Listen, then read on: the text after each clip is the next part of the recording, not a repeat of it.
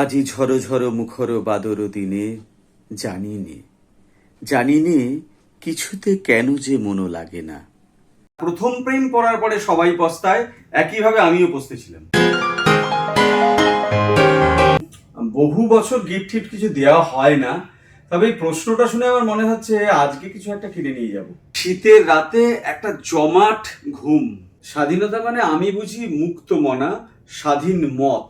স্বপ্নে আজও দেখি মানুষের জন্য কাজ করা, একজন সত্যিকারের সৎ রাজনীতিবিদ হওয়া।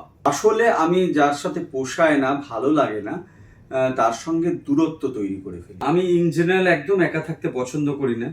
আমি মানুষজনের সঙ্গে, বন্ধু বান্ধবদের সঙ্গে থাকতেই বেশি পছন্দ করি। আমার স্বপ্নে আসলে সব বাস্তবের হিরোইনরাই আসে।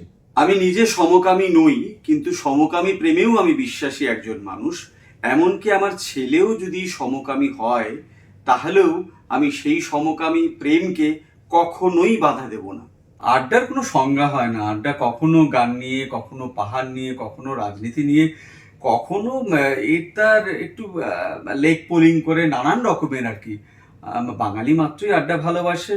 আমিও ভীষণ আড্ডা প্রেমী মানুষ একজন। আমার কাছে যেটা ছিল সেটা হচ্ছে ফুটবল।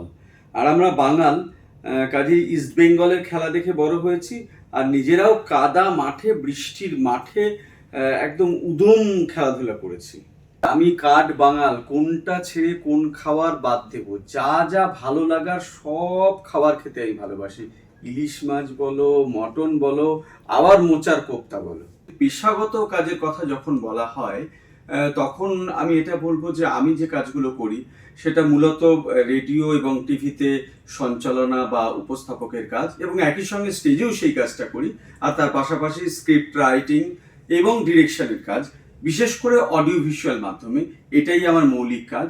এছাড়া বেড়ানোর অনুষ্ঠান আমি দীর্ঘ সময় ধরে করেছি এবং সেটা আগামী দিনেও করব। সেটা আমার ভীষণ ভীষণ প্রিয় একটা কাজ। আসলে স্বপ্ন দেখি একটা সুন্দর পৃথিবীর, যে পৃথিবীতে মানুষে মানুষে এত বিদ্বেষ, হিংসা, হানাহানি থাকবে না। সমস্ত মানুষের হাতে কাজ থাকবে, আর থাকবে মানুষের প্রতি মানুষের ভালোবাসা, প্রেম। তুমি মাটির দিকে তাকাও, সে প্রতীক্ষা করছে। তুমি মানুষের হাত ধরো, সে কিছু বলতে চায়।